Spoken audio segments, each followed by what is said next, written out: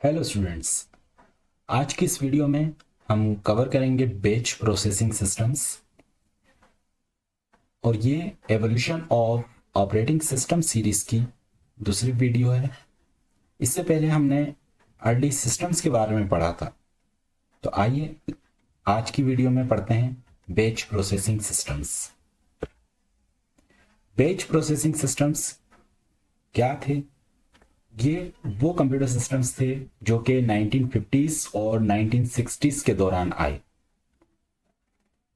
ये systems jobs को groups की सूरत में एग्जीक्यूट किया करते थे। पहला पॉइंट है एग्जीक्यूटेड जॉब्स इन बैचेस। वही बात, बैच प्रोसेसिंग सिस्टम्स जॉब्स को बैचेस यानी ग्रुप्स की सूरत में प्रोसेस किया करते थे। Multiple similar jobs were group together to form a batch. एक जैसी जॉब्स को ग्रुप किया जाता था और इसी को बैच कहा जाता था। The batch was submitted to the operating system. Batch operating system को सबमिट किया जाता था। The operating system executed the jobs one after another. Operating system batch में मौजूद तमाम जॉब्स को सीपीयू पर एग्जीक्यूट कराता था एक के बाद एक, यानी sequentially. No user involvement was required during execution. अब जब बैच एग्जीक्यूट हो रहा होता था तो इस दौरान यूजर की कोई इन्वॉल्वमेंट नहीं हुआ करती थी, यानी यूजर कुछ नहीं कर सकता था। बैच में मौजूद जॉब्स एक के बाद एक ऑटोमेटिकली एग्जीक्यूट होती थी। बैच प्रोसेसिंग सिस्टम्स की एक मशहूर एग्जाम्पल है IBM 1401। आइए बैच प्रोसेसिंग सिस्टम की वर्किंग को समझते हैं इस डायग्राम के जरिए। यह है बैच प्रोसेसिंग सिस्टम का ऑपरेटर। यूजर 1 अपनी जॉब 1 लेकर आता है पंच कार्ड पर। जॉब क्या हो सकती है?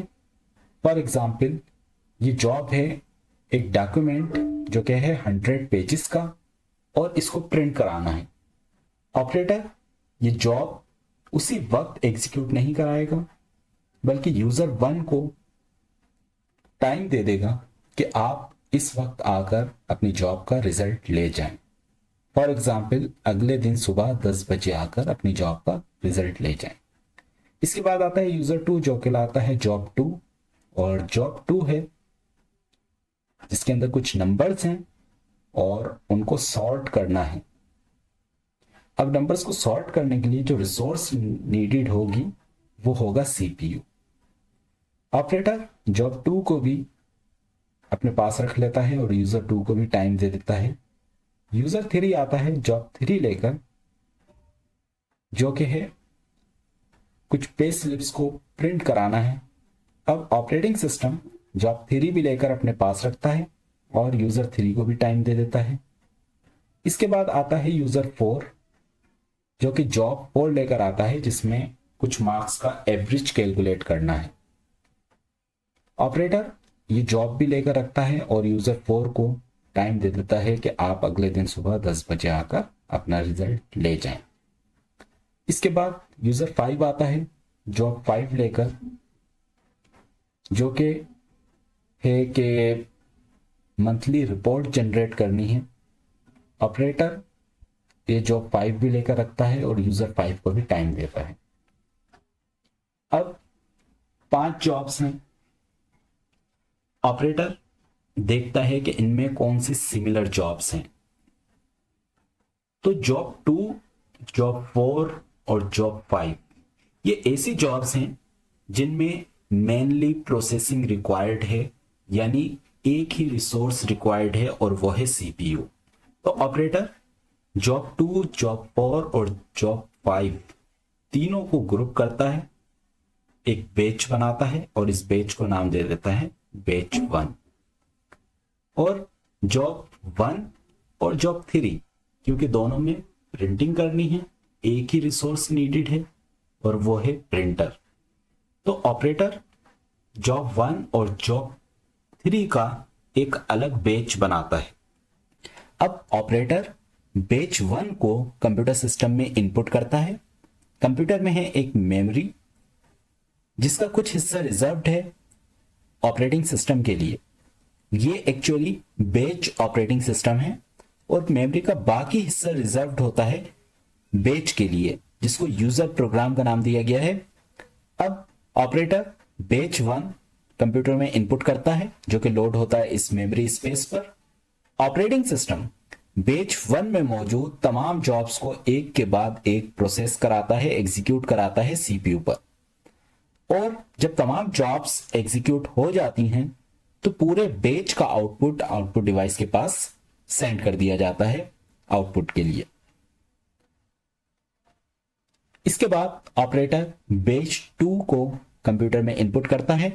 बेच 2 इस मेमोरी पर आकर लोड होता है। ऑपरेटिंग सिस्टम बेच 2 में मौजूद तमाम जॉब्स को एक के बाद एक सीपीयू पर एग्जीक्यूट कराता है और फाइनली बेच 2 का आउटपुट भी आउटपुट डिवाइस पर भेज दिया जाता है।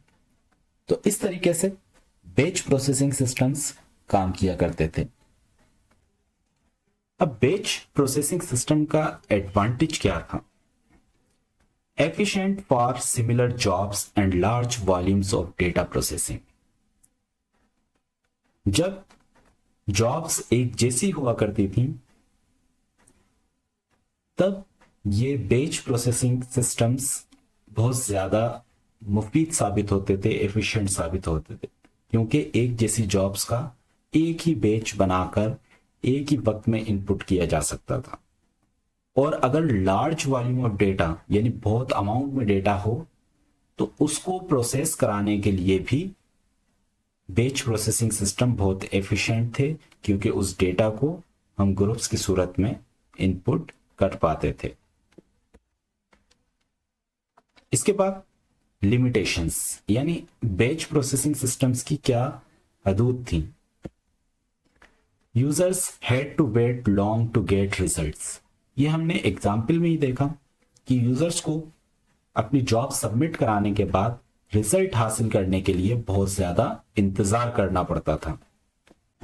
Errors were found after job completion not during execution. Errors job की एग्जीक्यूशन कंप्लीट हो जाने के बाद ही मालूम हो पाते थे, जॉब की एग्जीक्यूशन के दौरान मालूम नहीं होते थे। अगर किसी जॉब में कोई एरर आता था तो सिस्टम पूरे बेच को स्टॉप नहीं करता था, बल्कि अगली जॉब पर मूव कर जाता था। और जब पूरा बेच एग्जीक्यूट हो जाया करता था तो जिस जॉब में एरर है उस जॉब को अलग करके, एरर्स को रिजॉल्व करके उस जॉब को सेपरेटली एग्जीक्यूट कराया जाता था। Jobs were executed in a fixed order. एक बेच में मौजूद तमाम जॉब्स को एक मखसूस तरतीब में ही एग्जीक्यूट किया जाता था, यानी प्रायोरिटी का ख्याल नहीं रखा जाता था।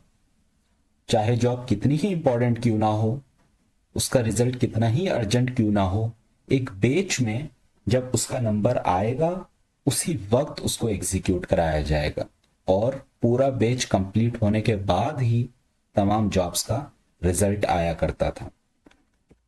तो यह था बेच प्रोसेसिंग सिस्टम। उम्मीद है कि आपको वीडियो पसंद आई होगी।